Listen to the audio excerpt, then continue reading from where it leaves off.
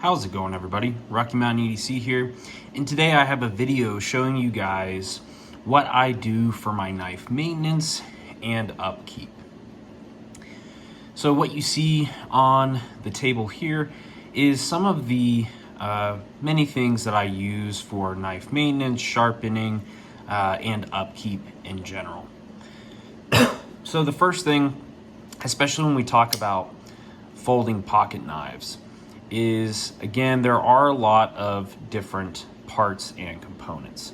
So one of the best things you can have for maintenance of a folding pocket knife, a more modern folding pocket knife that's going to have predominantly screws holding everything together, as opposed to a traditional slip joint, which is pinned together and not really meant to be taken apart. But with these modern folders, it's always good to have some type of good quality bit driver. So a lot of pocket knives have Torx heads for the screws. So having a good bit driver is really important. So I just have this standard Craftsman bit driver here that has stored bits in the back. So usually you only need T6, T8, T9, and T10 for most pocket knives. So I have a wide array of bits that I can use for this particular bit driver.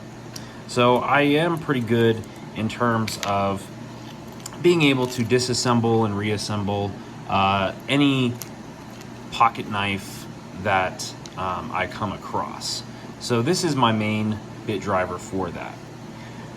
However, on a regular basis, I do use just some standard Torx screwdrivers here, just a T8 and a T10 that I use.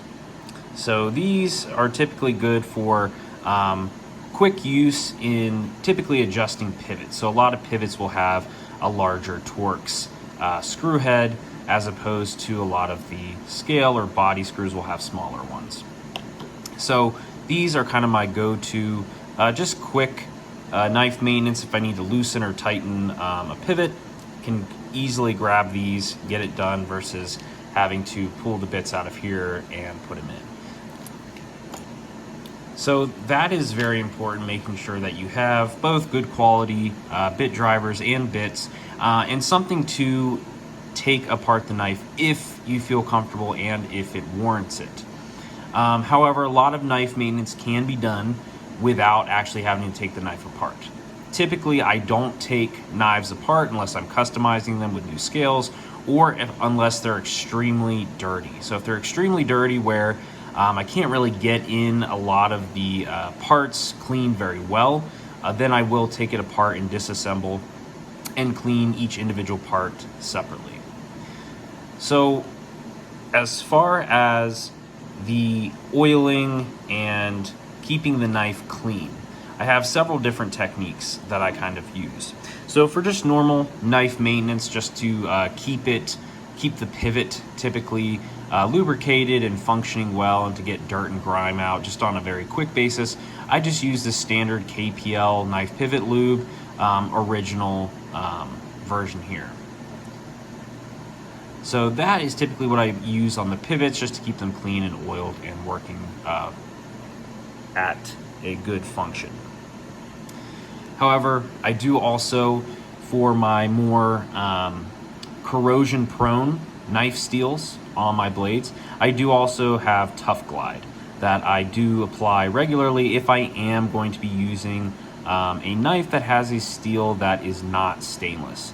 So I can use this Tough Glide here to coat the blade with a thin layer to help keep it protected from corrosion and rusting.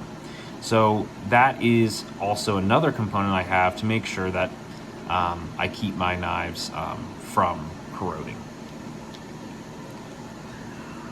I also have this Super Lube, which is a kind of multi-use synthetic oil that can be used to essentially be a lubricant and protectant. So very similar to knife pivot lube. Again, knife pivot lube is intended for pocket knives, while this is just kind of a multi-use type of oil. And it is a thicker type of oil, so this is really good for applying to parts that don't have a lot of movement or aren't going to be getting a lot of water or grime in them. So really good for springs, any type of stationary part that you want to keep lubricated. So not necessarily for a pivot, but decent for if you have an assisted opening knife that has a spring inside, or even an axis lock. So even the springs in the axis lock, this will stay put for a while to help keep that spot lubricated, but it is a little thicker.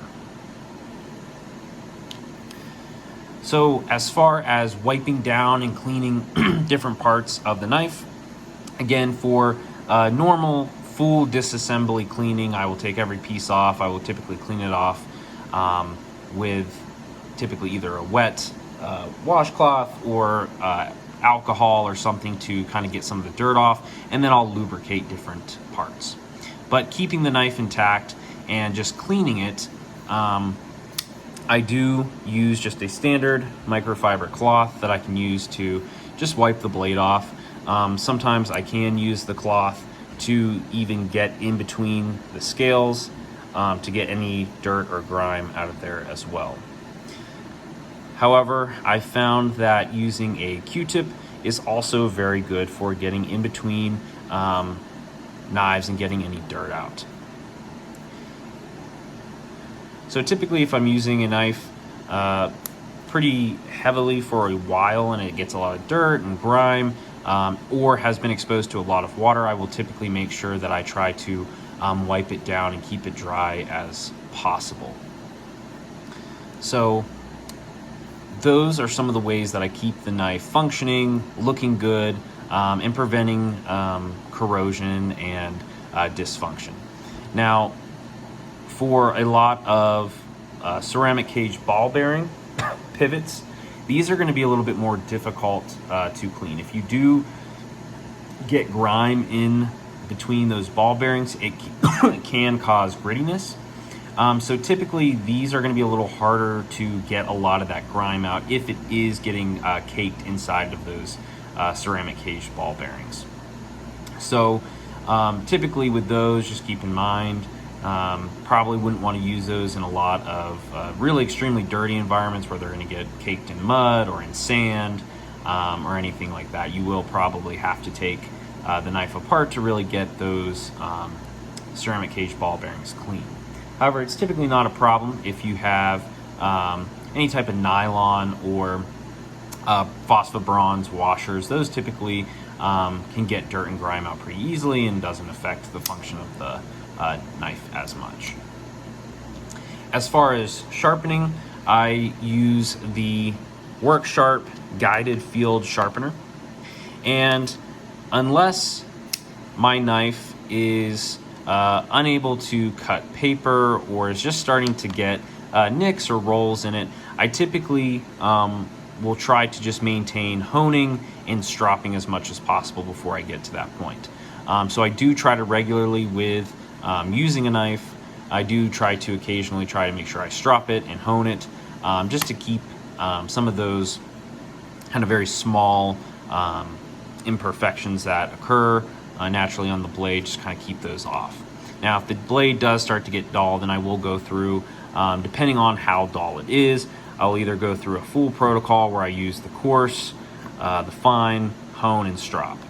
If it is just slightly dull, it's still able to cut pretty decent, so it has a working edge on it, but it's just not as sharp as I would like, then I'll just go through the fine ceramic rod and strop.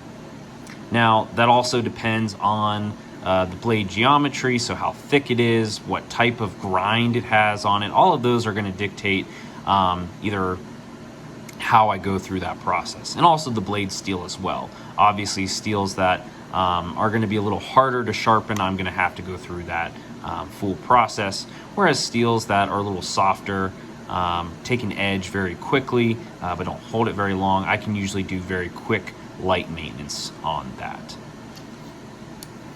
So that is my knife maintenance on a daily basis and the tools and some of the things that I use.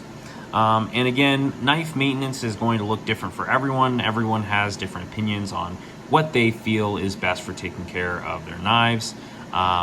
Again, yes, it's good to use and abuse your knives, use them for what they're for, but it's also important to take care of them so that they last and function and perform as well as possible. So thanks for watching. If this video helped, give it a like and subscribe to Rocky Mountain EDC. Thanks.